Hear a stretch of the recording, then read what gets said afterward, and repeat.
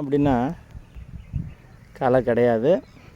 பயிரோட பணர்ச்சி அந்த 100% என்ன எஃபர்ட் நான் எதிர்பார்க்குறேனோ அந்த வளர்ச்சி இந்த பாத்தியில் இருக்கும். நமக்கு என்ன விளையிறது விளைஞ்சிருங்க. அறுக்கும்போது மழை இல்லாமல் இருந்தால் தான் அறுத்துட்டு வெளில வர முடியும். இல்லைன்னா நமக்கு ஒரு மிகப்பெரிய நஷ்டத்தை தான் ஏற்படுத்தும். எக்ஸலண்ட்டாக இருக்குது வர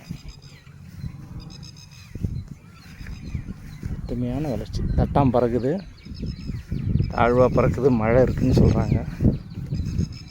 மழை பெஞ்சாதான் நமக்கு நெல் நல்லா இருக்குங்க.